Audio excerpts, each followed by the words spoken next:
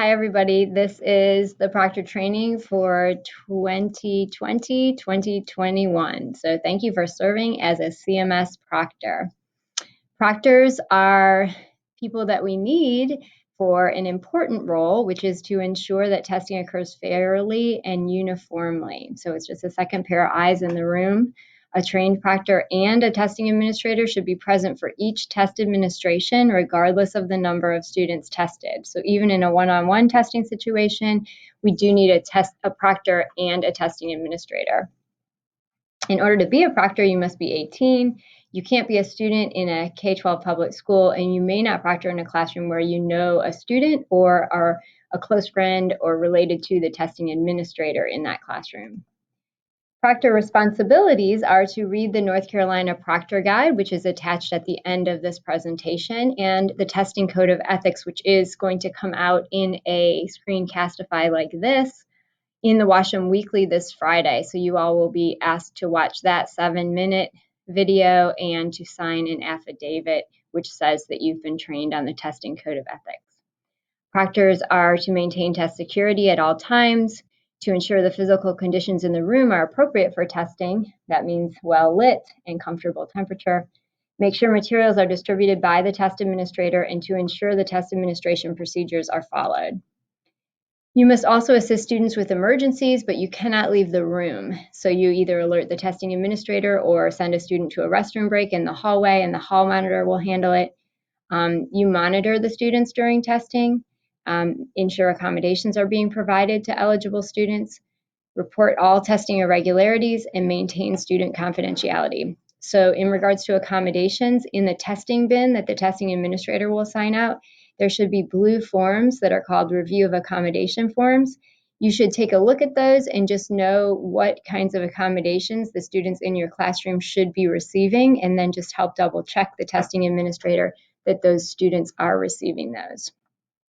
You also should be aware if the student isn't using it or the student refuses the accommodation. Those are all notes that have to go on those forms at the end of testing. In regards to reporting irregularities, there is a bright yellow sheet in the testing bin that the testing administrator signs out, and we ask that you sign that. The proctor signs that there were no irregularities or that there were some, and you tell me what they were. So I'll talk about what some of the irregularities are that you would report on that sheet. And if you feel uncomfortable, if it's something like the testing administrator's cell phone went off and you feel uncomfortable writing that on the sheet while the testing administrator is there, you are welcome to send me an email or go ahead and come to my office and just let me know that this irregularity occurred. In regards to test security, students should be the only person reading the test items. So you shouldn't be walking behind students and reading the test items unless you're doing a read aloud. School personnel and proctors can't disclose the contents of any of the tests. You can't discuss it with colleagues or other teachers or students. The proctor can't be alone with the test materials. So you should always be with the testing administrator, 2 of you at all times. Students cannot take, in this case, their Chromebook out of the testing room unless they're with a test administrator and going to do like a maximum time session or something like that. But they can't take their Chromebook to the bathroom. Proctors must not assist students in choosing responses to test questions, and you may not modify, change, alter, erase, or tamper with the student's responses to test questions. In regards to classroom conditions, it should be non-distracting. Rooms must be quiet and well lit, no low lighting. We need the overhead lights on. Desks must be arranged to discourage cheating. Wall displays of test-taking tips or test-related content must be removed or covered. Students' personal belongings must be under their seats, and they must not be permitted to access them during the test, including the testing break. So desks should be cleared.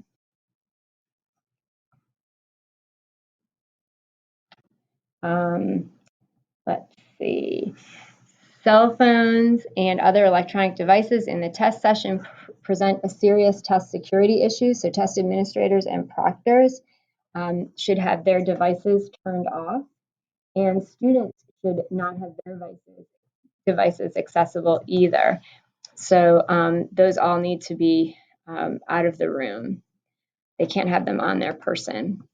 Students are not allowed to have any of the following things during test administration: reference books, bookmarks, multiplication tables, textbooks, the cell phones, MP3 players, cameras, smart pens, personal learning devices, removable storage devices, wearable devices, music, e-book readers. So any of those things or anything similar to that, students are not allowed to have, unless there is perhaps a dictionary on their review of accommodations sheet. So those would be the exception. Test administrators may not place materials on the student desk before testing. So they will be logging students onto the computers, but the proctors are not logging students onto the computers. They are just simply monitoring. Students have the opportunity at the end of the testing session to read non-textbooks. So the test administrator should confirm that the student's test is completed. Then they will have the student end their test session, and then the student can be provided with their reading material. While the test administrator is reading directions to the students, the proctors may assist the students in pointing to the place on the screen or helping them find their spot. During the test, the proctor should walk around throughout the room and help monitor the administration. Proctors should monitor at the beginning of the test that students do not press start before being instructed. That is a misadministration. So just be careful that our third grade students who haven't tested online before, that they don't press start until the testing administrator tells them they can. Only the test administrators are allowed to assist the students with technical issues. So, and any procedural questions like how to navigate the testing screen. So just if the student raises their hand, you would call the testing administrator over. The proctor can't have a conversation with the test administrator. They can't read a book during testing or look at anything on their phones. They can't conduct any other professional duties. So you can't grade papers, you can't sort things. You are monitoring. You can't use any electronic device or engage in any activity that's not directly related to the test administration. The proctor should respond to student questions by saying, "I cannot answer your question, just do your best," or you can call the test administrator over. The proctor must remain in the testing room at all times. Students who have emergencies need to go to the hall monitor. We need to minimize that disturbance to other students. And in the event of an emergency for the proctor or the test administrator, like if you have a personal emergency, you need to contact the school test coordinator, which is me, Dr. Dorgan. So proctors must monitor students, any students who have a problem or help with little distraction. This proctor training also will include your training for the EOGs. So students, you would want to see that every student has a calculator at the necessary time, but you're not passing that out. That's the test administrator. You would just alert the test administrator that it was needed. Students taking online assessments, again, must not click start unless told to do so. The online assessments should not take more than 10 minutes to complete the sample items. So just be sure students are moving through the sample items quickly. Students taking online assessments may not use other software on their computer. So if they're on a different website, that could be a misadministration. So we should have that locked down, but please be aware of that. And testing administrators should be aware of any students having computer problems, and you would alert the testing administrator. Any information learned about students is private, so you do have access to confidential information on the review of accommodations form. You may see test scores, you may see what they answered, and maybe they were very distracting during the session. None of that information is to go out into the community, be posted on social media, or shared with anyone else. Here is the link to the proctor guide, and I will share this presentation with you in an email, and the North Carolina Code of Ethics. That's a PDF if you want to review that. So contact me with any questions, and if you have serious concerns that I can't answer, you can contact the state testing program.